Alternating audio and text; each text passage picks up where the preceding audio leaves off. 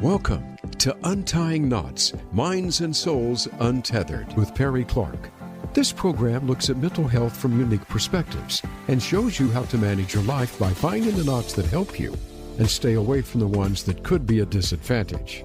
Now, here is your host, Perry Clark. Hello all. Welcome back to Untying Knots, Minds and Souls Untethered. I'm Perry Clark, licensed marriage and family therapist, here with you with another special episode. But before I get into the episode, I want to talk about the reminder that this podcast is for education and entertainment purposes only. It does not constitute working with a licensed mental health professional, or some of the stuff that we deal with on here that isn't also ways that can help you with your mental health. But please seek out someone in your area to work with on that area that is a licensed professional. So today's podcast is under our special program because there is a time clock on that there is a project that is presently on Kickstarter that I'm hoping to be able to provide some support to. Now, how this all came about in this podcast was that those of you who have been following me know that I'm sometimes a player on Symphony Entertainment, and we had a particular option to play a game that came up, and we managed to sort things out to be able to do that. And today I happen to have the author, or one of the principal authors of it, on here, who's also here to talk about their Kickstarter that is currently going on, that ends about mid-November, but I'll let them give us the details about that shortly. Now, why this makes it so important is that this particular game was a combination of not only cosmic horror, but queer roleplay. And what we're talking about today is Moonlight on Roseville Beach, which was written by primary editor Richard Ruane. Richard is a writer, TTRPG creator, industrial designer, and founder of R. Rook Studios. His 2019 game, Dark Designs in Verdiscus, I'll let them... Verdigris? Yeah. Was nominated for the IGDN Groundbreaker for Best Setting in 2020. And his 2020 setting, Borrow Keep, Dens of Spies, was nominated for the same award in 2021. He released 2 historical fantasy games, Sherwood and My Shivery Bromance, in 2022. And he began working on Moonlight on Roseville Beach in 2019. So we welcome Richard Ruane to Untying Knots, Minds and Souls Untethered. Welcome. Hey, thank you. Thank you. It's really great to be here. Thank you for having me, and thank you for writing Roseville. It was a fun game to play. So, as I always ask everybody, how did you get here? So, I started running and playing role-playing games when I was a preteen or just early teenager, sometime in that spot. It's very hard when you're old like I am to kind of pinpoint the difference between the time you picked up your very first role playing the game and the time you talked like 3 of your friends into coming over to play it with you. So sometime in there in the preteen to early teen years, I got the D&D basic set, the magenta box, and brought it home and convinced people to sign on and play it with me.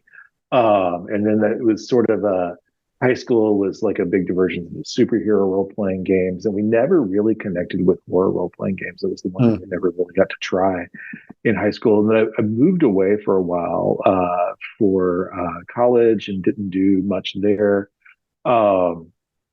Became very involved in an evangelical church at the time that like evangelicalism was very anti-everything, and including being anti-gay and anti-RPGs and anti-fantasy novels and anything like that, anti-horror. And by the time I left, I came back to RPGs shortly after that and came out. And I connected very deeply with World of Darkness RPG line when it was sort of getting big. And then eventually got to do a little bit of work for White Wolf as an editor and as an occasional writer. Mm-hmm. And then did a little bit of work in Underground Comics for a queer romance series called Young Bottoms in Love in the aughts, and came back to role-playing eventually, again, sort of after drifting away from World of Darkness and getting very involved in the comic scene. And then it was kind of a slow drift to realizing that what I really wanted to do was write RPGs. Mhm. It was in addition, what I really wanted to do for personal fulfillment was write RPGs, and that was something I started working on. It connects very well with my job in instructional technology, and sort of doing a lot of writing there, doing like a lot of designing role play scenarios there for students to engage in, and then sort of moving past that to moving into much more open-ended, much more sandboxy work, and eventually got to publish with a publication called Gauntlet Codex, and published in several issues of that. And then Barrakeep was my very first sort of standalone piece in I was talking about old days, and now flashback to the 20th century. In 2020, right before pandemic and lockdown hit, we funded that, and then immediately sort of had to cease playtesting and shift to online playtesting because we suddenly had like no ability to sort of meet and talk in person for several months, for over a year, really. And that's sort of when I shifted into writing, because it allowed me to, in lieu of seeing actual humans in person, I got to spend lots of time just sort of sitting and thinking, and getting a lot of writing stored up. Try to use that time to sort of get back in the habit of dedicating a certain amount of time to writing, a certain amount of my energy to writing, and that ultimately proved, that sort of trying to take that time and sort of refocus some of what I was doing work-wise, and what I was doing with my creative work, ultimately proved very fruitful. Barrakeep did really well. And then, 3 other games between then and the release of Roseville Beach. And then an old 2019 project sort of coming back and sort of finding its moment. It had not done particularly well when I released it as a little zine on Itch, and part of that was just like, I'm not a graphic designer, and it was a real rough looking little zine. And then bringing Dice Cigars on to work on the art, taking the game to Gen Con and getting to run it with people at Gen Con, and kind of finding an audience for the game. Hiring Di, and then bringing some of the other writers in, and then finally getting to sort of really bring that and help it find, a nice, decent audience in its first crowdfunding campaign in 2021, and then kind of building on that for the second crowdfunding campaign this year. So, all right, which ends when? It ends on November 17th. Okay, so we definitely 2023. Yeah, we should definitely get this out there for the. You got at least a week or so to find some more people to listen or to get in there. But so let's go from there. Let's talk more about Moonlight on Roseville Beach. What is it? Why should people be interested in playing with it? How did it come about? Yeah, so Moonlight on Roseville Beach kind of started at a point that I was not consuming or thinking about it. Like, I grew up with lots of horror, and then I got very involved in World of Darkness, and both horror and fantasy have sort of been major touchstones in my life. But what came out for me in a period where I wasn't taking horror particularly seriously. And so I think it sort of started as a joke about beach detectives. And I thought, well, if we're going to do beach detectives in a queer community, that someone else had made a joke about, like an RPG focused on beach detectives. I was like, if you're going to do that in a queer community, especially a queer beach community, it can't be cops. Cops can't be the detectives. So like we don't have that sort of historical relationship with formal law enforcement that's not abusive, especially historically. And so I started looking at something, and then at some point I was just like, what if, it's 30s cosmic horror meets the birth of queer pulp in 1950s, when Anne Bannon started writing, and Patricia Highsmith, I cannot remember the name of her pen name at the time, but was writing lesbian kind of romance novels, in addition to writing her traditional crime novels that everybody associates with Pat Highsmith, and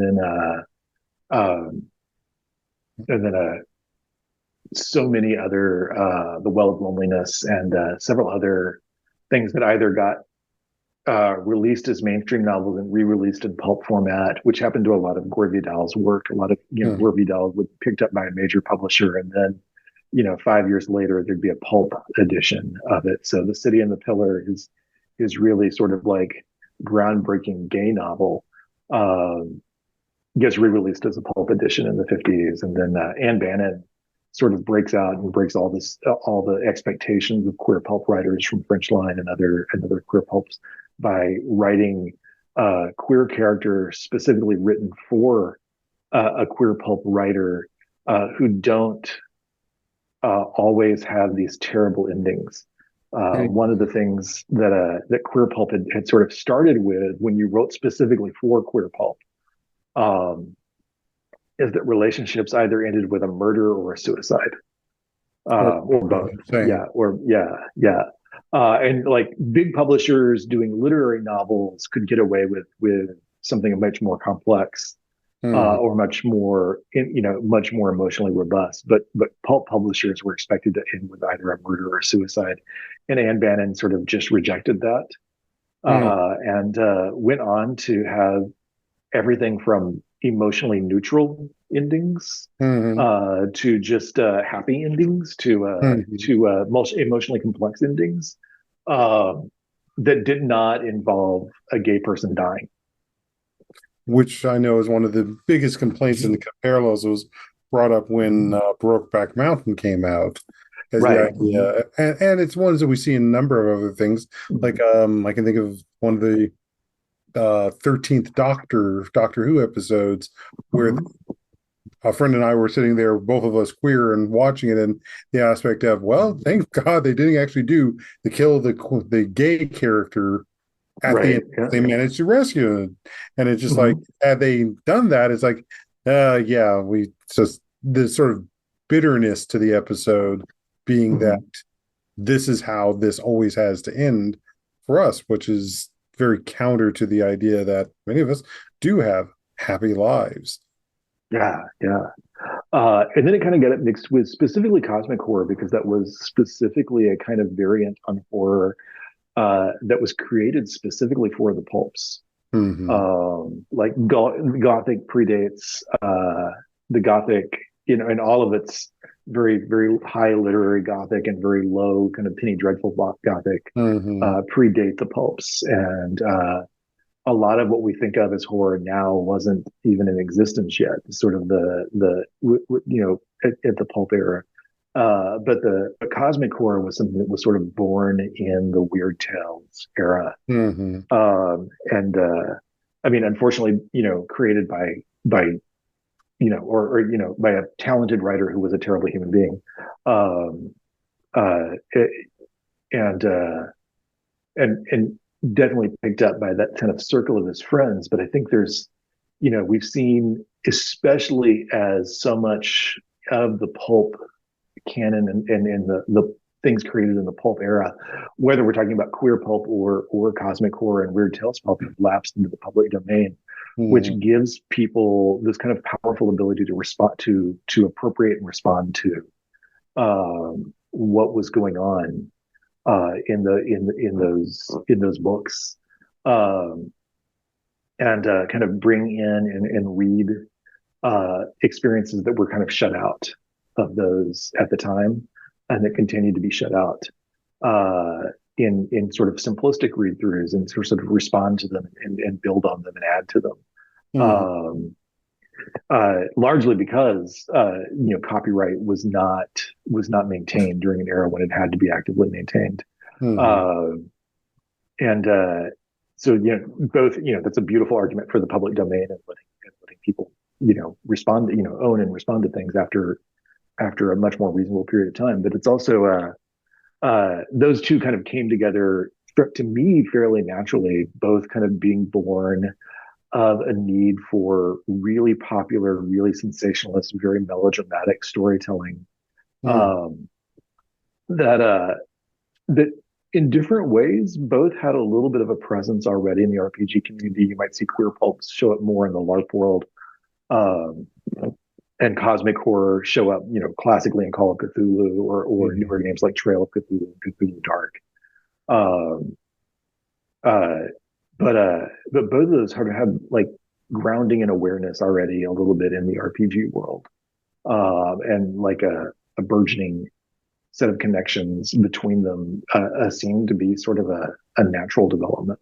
Sort of like, where were queer people now? And then Moonlight and Roseville Beach moved that timeline up to 1979, specifically to to kind of put all that those connections into a space that happens after Stonewall, but before the advent of AIDS. Because I find it really hard to once you have the advent of AIDS, I find it very hard to talk about horrors other than the man-made horror of the failed government response to an epidemic that was killing lots of queer people. Oh yeah. All of it together comes back to, again, that messaging, that idea that to have a queer life and so forth was always to end up in pain. And even as a Black man, there's more than enough messages out there that to be not the dominant culture is to end up in pain as well. Right. Oh, very, very, very much. And then, during the 70s, you already see the burgeoning movement to try to get people to gay queer people to mainstream themselves, to become just like heterosexuality that becomes much more dominant in the 80s and 90s. The mainstreaming of gay life, or but in the 70s, you still have this, especially in places that are queer norm spaces that are set aside for queer people, or that queer people have sort of carved out for themselves. You see this distinct culture still growing up, and it's like any subculture, it's never completely cut off from the larger culture around it. It's always sort of borrowing from and hiding in between the margins of and pulling from that culture. But you start to see more gay people being specifically out and open in that sort of zone between 1969 and 1980. 81 officially, and I think 83, like by the time between HIV/AIDS became a thing that people were really concerned about, and then it was broadly aware of. So yeah, and then also historically, this is about the time where the APA conference happens with a gay doctor, psychologist in hiding, masking their face, speaking in front of their colleagues about normalizing their lives. Right.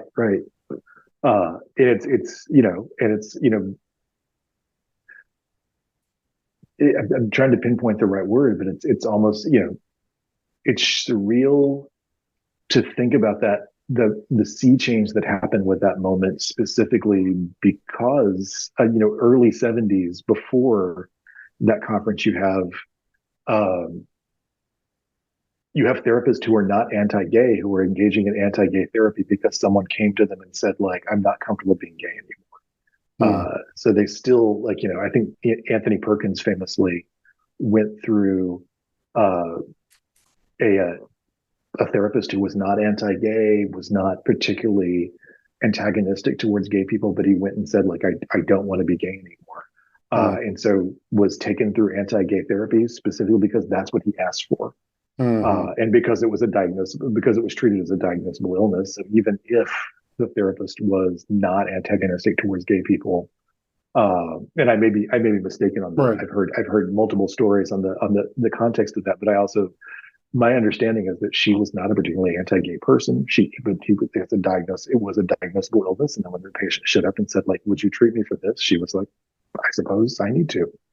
because that was still a thing that you were supposed to do if someone showed up and said, I want treatment for this thing. Right.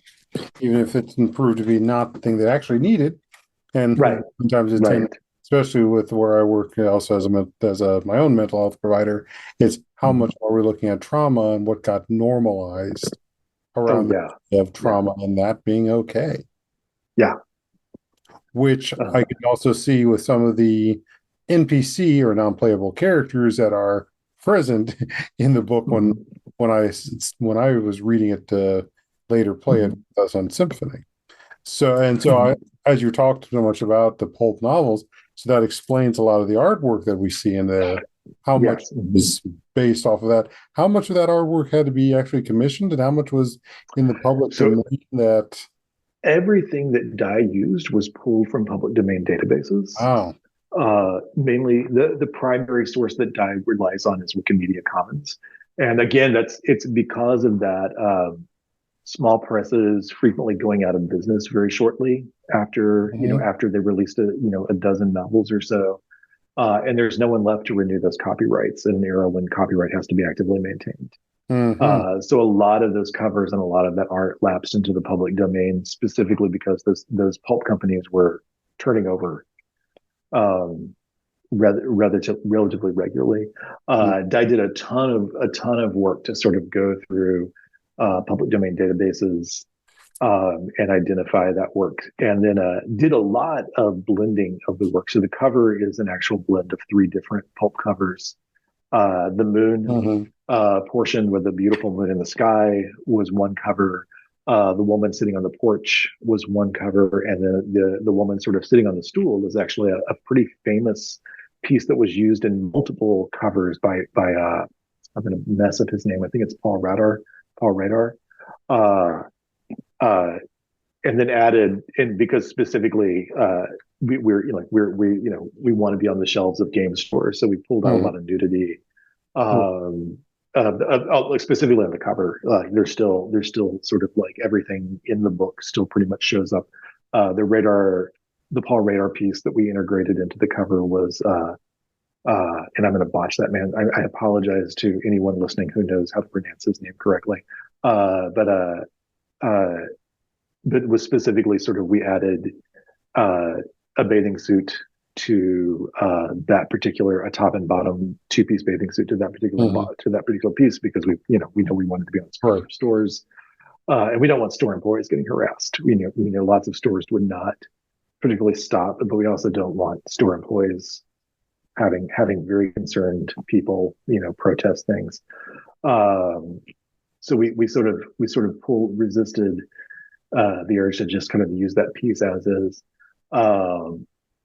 But there's certainly, throughout the book, we were able to integrate lots of pieces from so many places, and Dye did an incredible job with research, customizing and adjusting those pieces, isolating figures and putting them on different backgrounds, and then also finding really old black and white illustrations from the earliest days of the pulps, at the end of the beginning of the 20th century. And then pulling those black and white pieces in, but that was all research on Dye's part as Dye's work as art director. So very nice.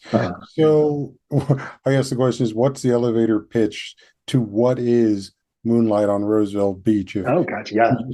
Just had a chance, if you just had that some sort of quote elevator pitch to let somebody know what it is.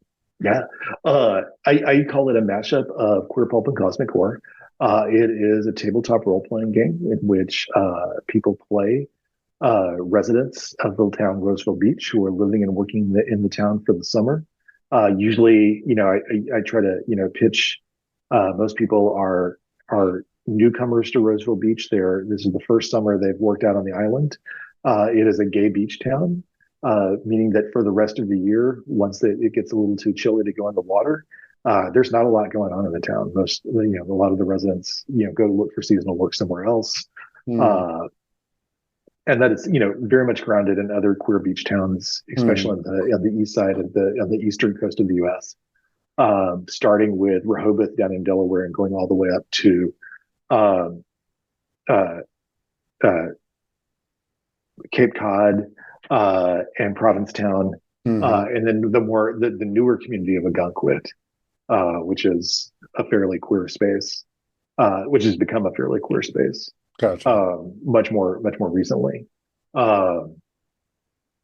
But that whole zone, it's pretty typical for towns to largely empty out in the off season, whereas a lot of people employed their shift and go look for seasonal work elsewhere. And that's definitely the map of the town uh, is from Cherry Grove, New York. And I keep getting pulled away from the elevator pitch, executive function issues there. But yeah, the elevator pitch is you are living and working there, and by night you are also protecting the town from supernatural horrors.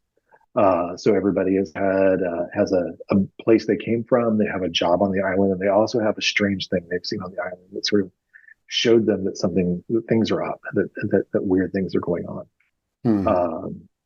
And so that's kind of the core of character creation, and it's otherwise a straightforward sort of supernatural investigative mystery game with kind of a horror comedy bent.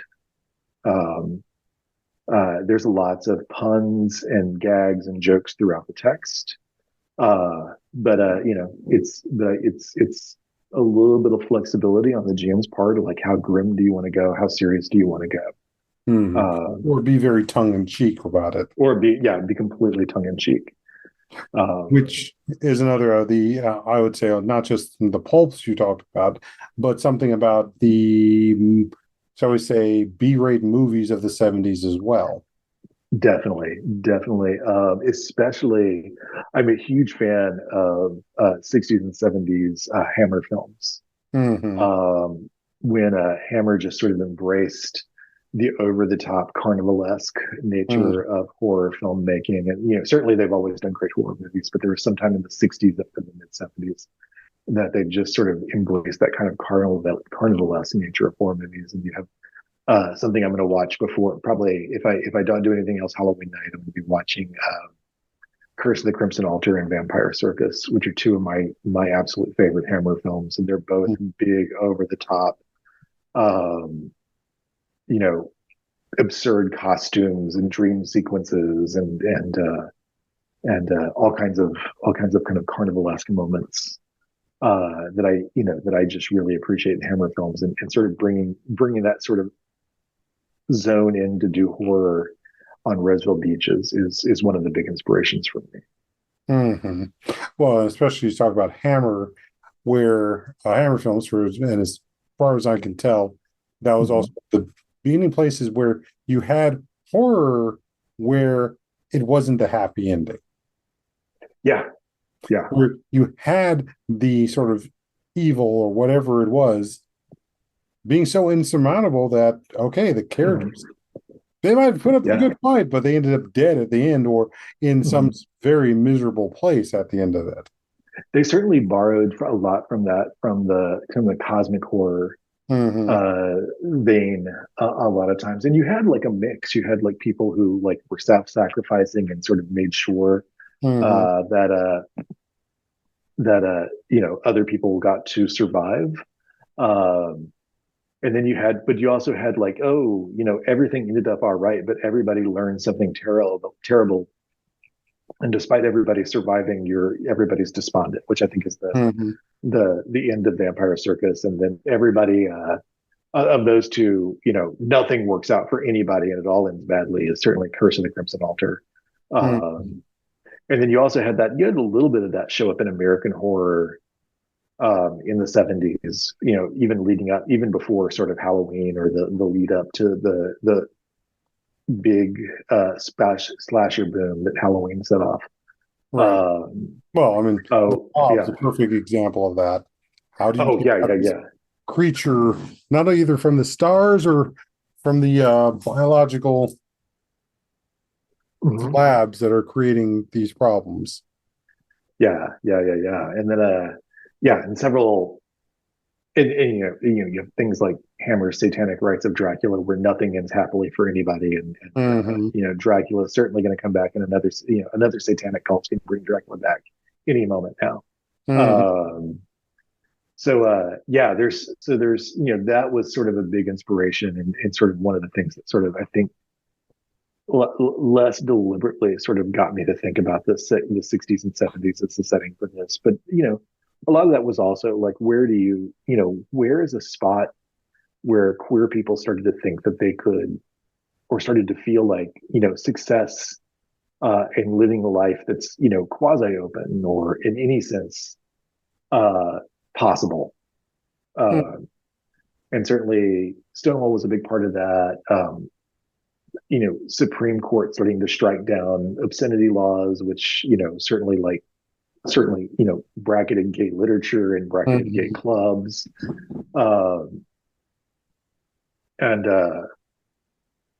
so there was some of this. The 70s were sort of a perfect time in many ways, and then 79 was also it was the year of probably disco's most important year, when Donna Summer came out with Bad Girls, and was also in leading up to that had been on so many different movie soundtracks leading up to that.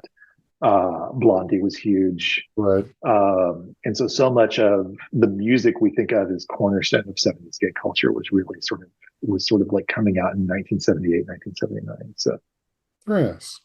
Well, I think that's a good place for us to take a break. All So right. Stay tuned for our second half here on Untying Knots, Minds and Souls Untethered. I'm Perry Clark, licensed marriage and family therapist, here with Richard Ruane, chief editor of Moonlight on Roseville Beach. So stay tuned, folks. We'll be back shortly.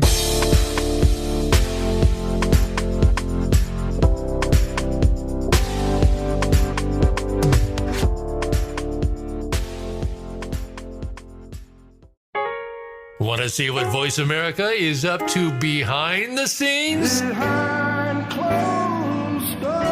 Follow us on TikTok at Voice America Talk Radio. Our lives and the world around us can get messy and frustrating. Untangle and Grow Counseling's focus is to untangle that mess and make sense of it, so you have a good foundation to build and grow from. Visit us on the web at untangleandgrowcounseling.com. Perry Clark offers individual psychotherapy, couples and family therapy, and adolescence therapy from a variety of coping materials and resources. Visit untangleandgrowcounseling.com for more information. Where can you listen to some of the world's top life coaches, ready to share success tips and entrepreneurial guidance? The Voice America Empowerment Channel will do just that. Hear about personal growth, building a better business, inspirational life stories, and personal branding. You'll find it every day at voiceamericaempowerment.com. The Voice America Empowerment Channel. It's your world. Motivate, change, succeed. Tune in to the Voice America Variety channel on the Voice America Talk Radio Network. Voice America Variety broadcasts a diverse array of topics, reaching a global community. Our experts come from all walks of life, and the topics they discuss are everything from current events, arts and entertainment, leadership, parenting, relationships, self-improvement, career advice, and a variety of other topics. Check us out today. You're sure to find something of interest. Voice America Variety. Talk on today's hot topics.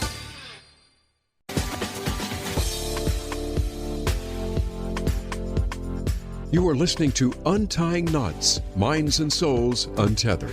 If you have a question or comment about our podcast, send an email to pclark@untyingknotspodcast.com. That's pclark@untyingknotspodcast.com. And now, back to the program. Hello all, welcome back to Untying Knots, Minds and Souls Untethered. I'm Perry Clark, licensed marriage and family therapist, here with Richard Ruane, chief editor and writer on Moonlight and Roseville Beach, which is presently on Kickstarter, and the Kickstarter is ending November 17th. So ideally, by the time you hear this, it should be about towards the end of that period of time, as soon as I could get it out here. But let's talk a little bit about the Kickstarter and what are the options and things that are coming up with this Kickstarter. So when we initially funded in 2021, and then came out at the end of 2022, early 2023, we really just had paperback books. We did a a little over 1,000 print run, because that 1,000 seems wildly ambitious for a small press role playing game. Some days it does, and then we really just had what was in the book. We had a few sort of digital tools. We have a kind of a safety worksheet and consent worksheet, character sheets, some little online play tools. But other than that, we did, everything was in the book. And one of the things we wanted to do was, the game has been out for almost a year. We really sort of had a soft launch where the game's text became digitally available about a year ago. And I really wanted to add a hardback option. It's probably the leading thing I get asked about is, will we ever do a hardback? Which means we needed to fund a hardback print run, help offset the cost of doing another additional print run for paperbacks, because we're getting down to 300. And we've sold through a lot in the past 6 months.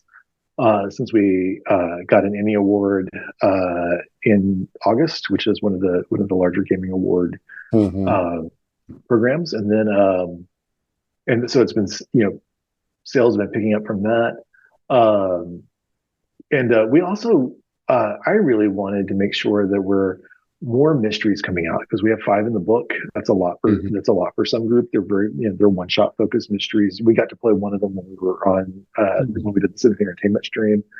But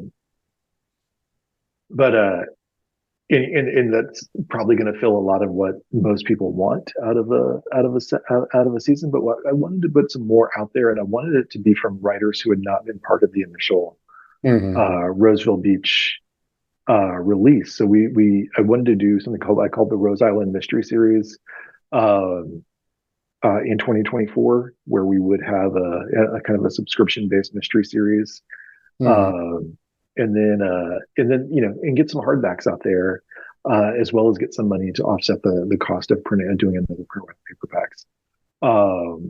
So that's sort of kind of what's out there right now.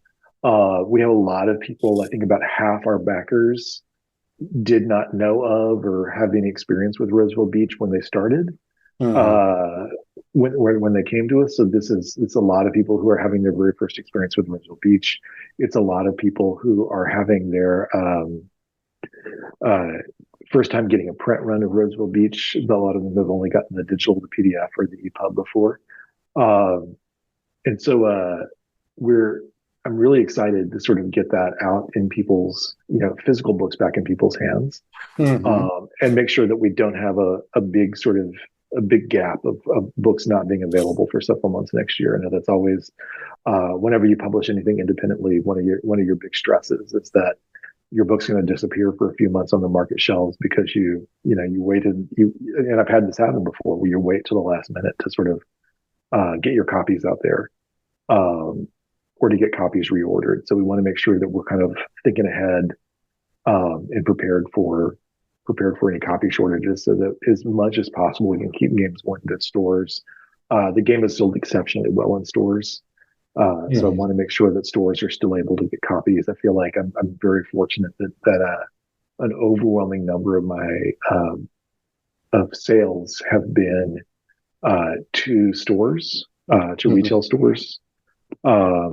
Thankfully, I'm very grateful to our partners at Indie Press Revolution and Plus One EXP for getting it out into distribution, so that stores can easily find it and buy it. But that's the majority of our sales are to retail stores, where things get picked up, and the book does just especially well there. So it's, the Kickstarter is partially for getting us in there and partially for getting new writers to write Roseville Beach content. And it's also a chance to pick up. Starting this summer, we started doing a Roseville Beach zine series, which little short zine, sort of zine size adventure modules, or we have a wonderful little monster book, because we don't use monster stats, so it's really just documents that you can give your players to help them investigate a creature that showed up on Roseville Beach. It was written by Nora Rose, a great Canadian writer. And then some character options. We're coming out with kind of a long form mystery. It's about, it can be much longer than the mysteries in the book. that we've been working on for a very long time. And I think next year we've got a new mystery coming from Sharon Biswas for the zine series. And then we have a whole new kind of campaign framework coming from Ezequiel, an Argentinian writer, a queer Argentinian writer, that is about sort of road tripping to Roseville Beach. It's about the adventures you have when you set out to eventually get to Roseville Beach sometime in the late winter, early spring of 1979. And the adventures you have along the way as you pass through towns with your sort of queer group of friends who are planning to spend their first summer on Roseville Beach. But they set out sometime in March, April, knowing that it's going to take a while to get there. And encounter haunted houses and local horrors and all sorts of things in the communities they pass through, and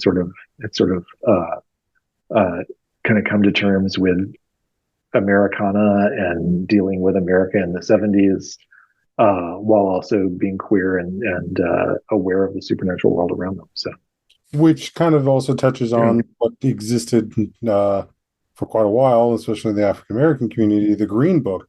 So it sort of brings the questions like, what was the equivalent for the queer community as well? And there were where it wasn't. I think, and I am blanking on the name of it, but there were a beginning section of queer travel guides in the 70s and 80s. I think one of them. I'm sorry, which one? I think Spartacus was one of them. That was the one. That was the name I was trying to think of. But Spartacus, I think, I believe, if I remember correctly, Spartacus kind of created the genre.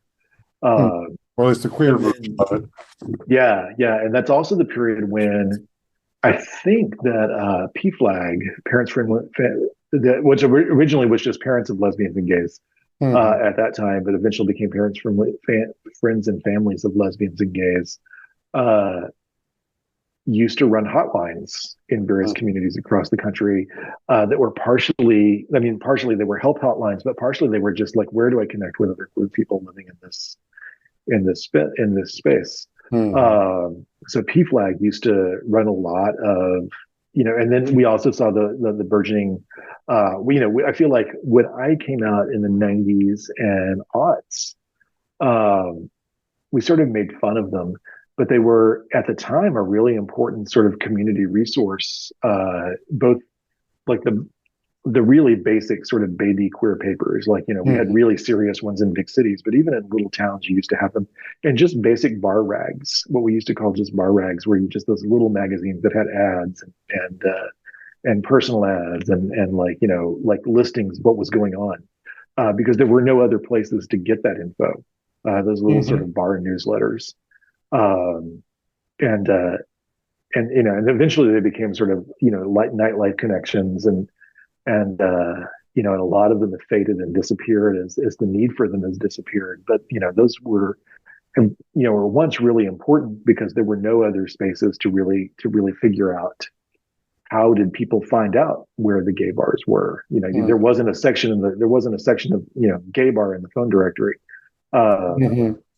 And just as equally, the aspect of, like you said, with this campaign, how long it took to get from one part of the country to another, compared to now with the multitude of jumping on the jet plane. You had to do a lot of things like car travel. Yeah. I mean, there was no budget air travel at the time in most of the country. There were a handful of budget airlines, but certainly none of them were going to major, for a lot of budget airlines weren't going to major cities. Southwest was, pretty much just serving little bits of Texas and California. And I think they had just gotten into LAX. That was the first kind of big, major metropolitan airport is getting into LAX. But nothing on the East Coast. There was nothing that would, Southwest wouldn't get you to the East Coast. There weren't a lot of other budget airlines that were going to get you to the East Coast. And certainly even budget airlines, when you had 5 friends you wanted to travel with, that was super expensive. And it was way easier just to pile into your VW van and go places. And people wondered why the VW van became so iconic, but it was partially just because there weren't a lot of other ways to get you and your community to somewhere else, from college or from where the town you were living in. Yeah, we're still before the big 80s mass A-team vans. And these were the pre-dawns to the minivans of today. So, yeah. Oh yeah. The VW did that. Yeah. And even though I don't think they were making VW vans anymore for the late 70s, they were still everywhere. You saw them all over the place because they just become like very functional and easy places to get, easy ways to get a decent number of people from one space to another. And that's why it was an iconic part of Scooby-Doo, and of the mystery genre starting in the 60s. Or the mystery cartoon genre starting in the 60s is, if you wanted 4 of your friends to go places, you certainly couldn't rely on a sports car. If you needed to take a lot of equipment, you probably weren't going to take it in a sedan. Right. So you needed either a station wagon or a van or something like that to sort of get from place. And the station wagon had the reputation of always being the family vehicle. So it wasn't being used for that. It was the umpteen number of kids with the quote unquote soccer mom of that time. Yeah. Down with it. Yeah. Yeah. And how very unqueer, but all heteronormative that was. Very much. Yeah. Yeah. Especially with the wood paneling. Oh, yes. Oh, definitely. Yeah. Yeah. That tacky wood paneling. We had one of those. I can't say that I ever did, but yeah, that was a different time, a different era. Yeah, but that's how I had to learn to drive in a wood paneled station wagon. So yeah. Oh my. So all right. So then let's move on to one of the other topics and what time we got left. How did this relationship with Symphony come about? Since that's one of your stretch goals, which is an actual aid or actual play that would come with this stretch goal.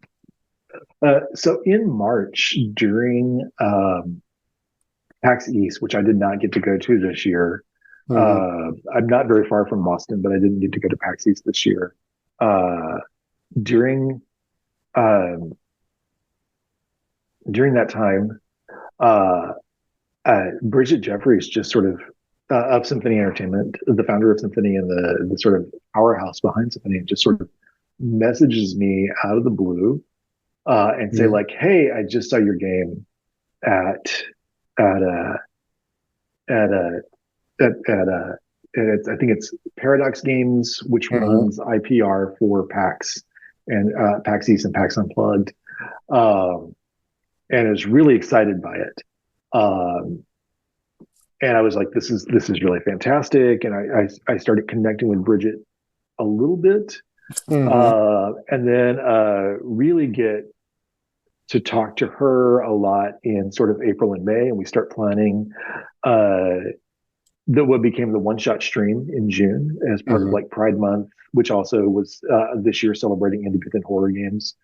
And then a mutual friend of mine, Graham Walmsley, a mutual friend of mine and Bridget's, connected me to go to another online convention called A Weekend with Good Friends by the Good Friends of Jackson Elias, which has long been one of my favorite horror RPG podcasts. When I had no connection to horror RPGs at all, I would listen to Good Friends because it was just such a smart, insightful podcast. I joked with Bridget that she introduced me to Paul Fricker. And I think everybody else in the world is like, oh my God, Paul Fricker, he made Call of Cthulhu 7th edition. I was like, oh my God, Paul Fricker, he makes Good Friends of Jackson Elias. Hi, Paul. It's great I love your podcast. So we get to show up together for a Weekend Good Friends and get to be on a couple of panels together. I get to be on the panel with Rena, who was also on the Symphony Entertainment there. And then when Bridget and I both get to Gen Con in person, we get to spend a lot of time hanging out. We get to play games with people from Chaosium and people from Wet Ink. And just became really good friends over that sort of the Gen Con weekend. And I had been told in advance, like, Bridget is a charismatic, warm person, and that did not prepare me for meeting Bridget at all. Especially when a charismatic, warm force of nature. Especially when you get one of her hugs that actually does physically move you across the room. Yes. Yeah. Hi, Bridget. Just a charismatic, warm force of nature, and a relentless source of encouragement. And so we got to hang out again at Big Bad Con. And we'd been, continue to be friends there. And then shortly before launching this, I realized like, hey, I am actually going to just set this Kickstarter. There is always a temptation with Kickstarter to set it below the amount you really need, or that you ultimately totally need, and just like, okay, well, at least we'll fund if I hit this level, and I can carry the rest of that money myself. And there's a certain wisdom to that, because otherwise, if you fall short, you get nothing. Right.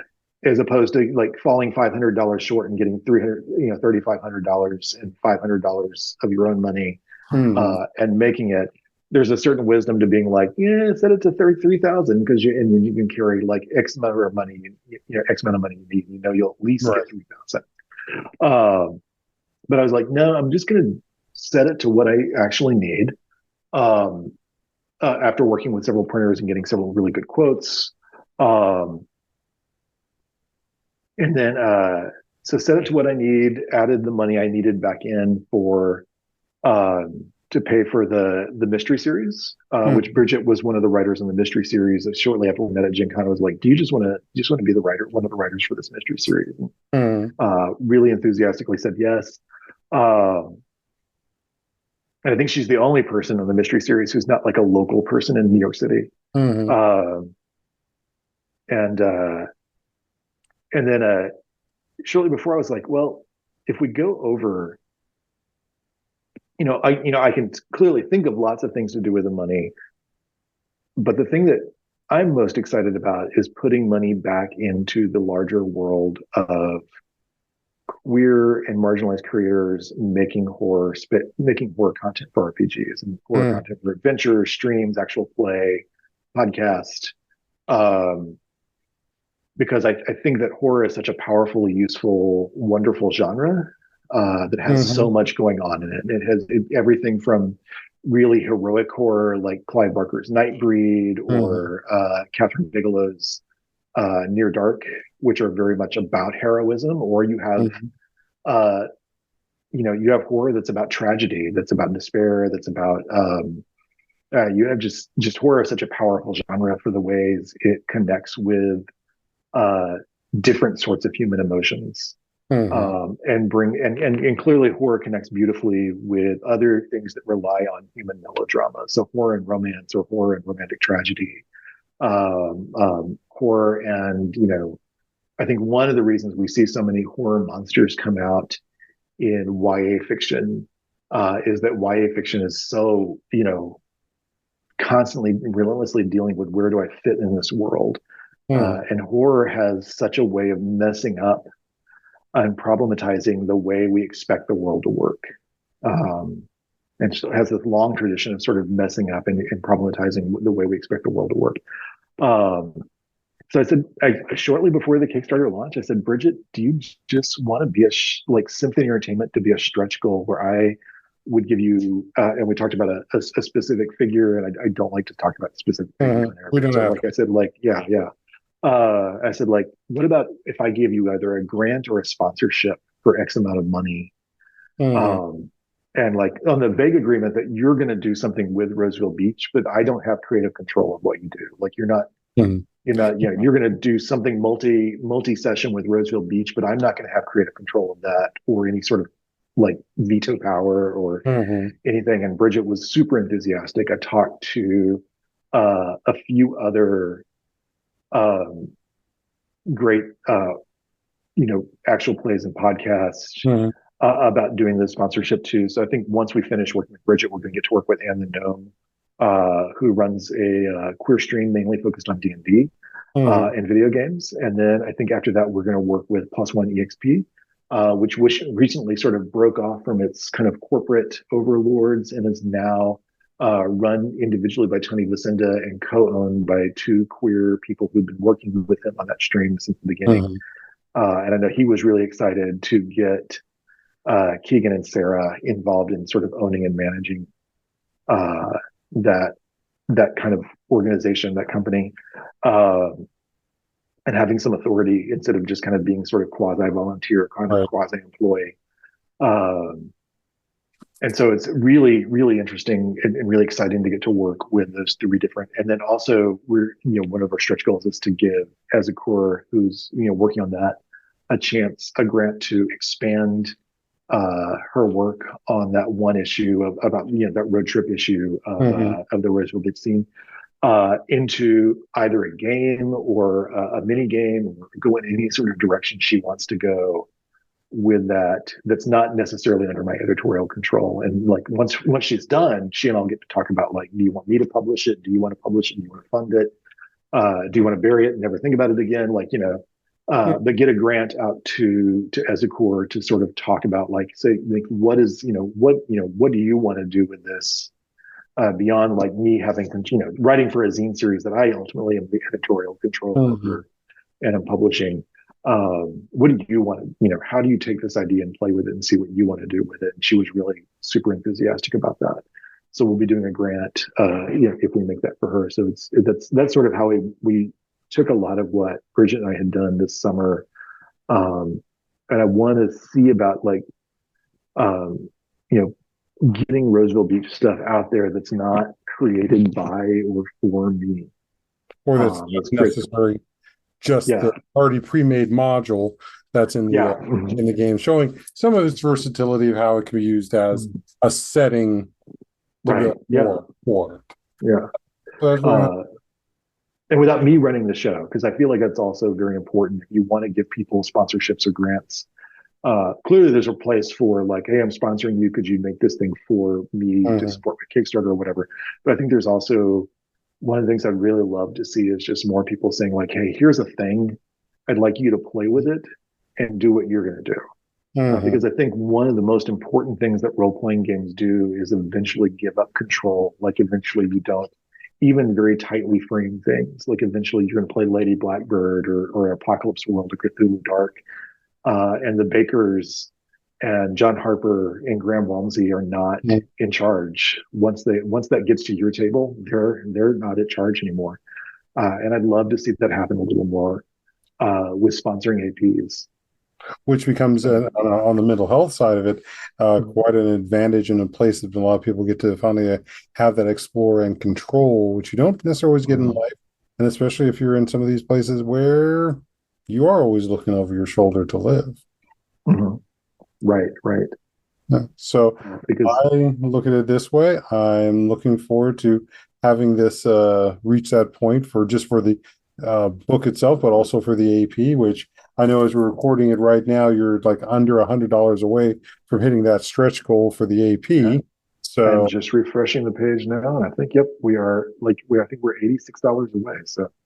So by the time this airs, hopefully we will finally cross that goal, and Bridget will be looking to start planning that out. Who knows? Maybe my character of Solomon Hope will be able to come back for that. I sure hope so, because Solomon kicked ass. So Solomon was a lot of fun.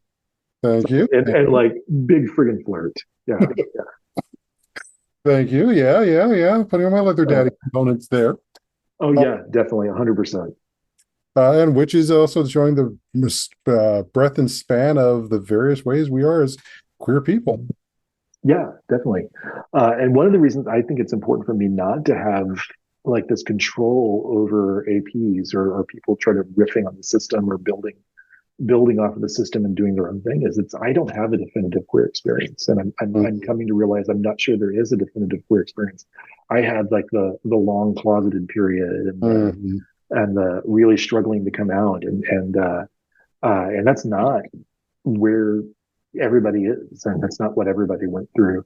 And rather than, like, me saying, like, hey, here's who, here's what's really Roseville Beach is about, I want to see sort of people bringing in their own sense of horror, their own sense of queerness, their own sense of coming out and forming identity.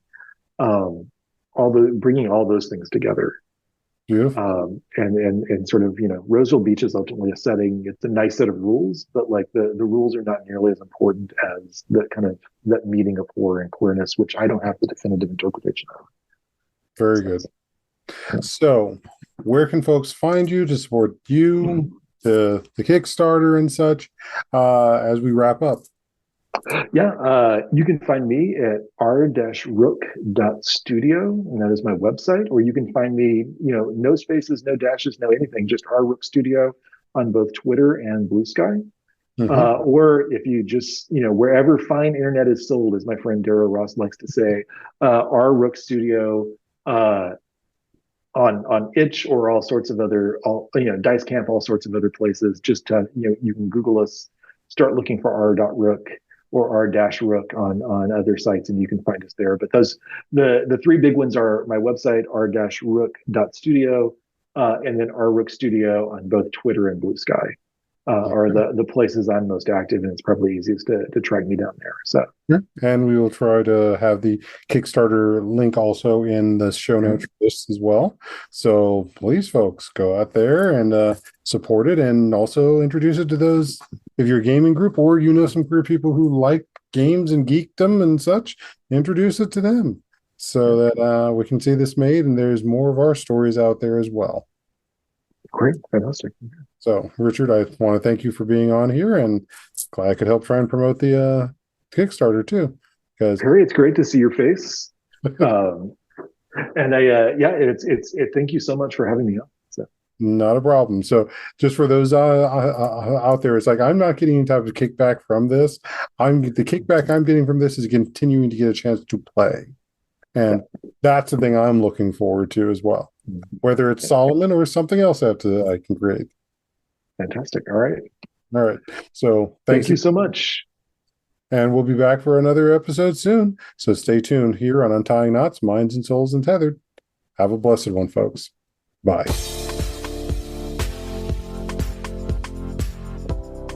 Thank you for tuning in for Untying Knots, Minds and Souls Untethered. Be sure to join your host, Perry Clark, for another episode on the podcast coming soon on the Voice America Empowerment Channel.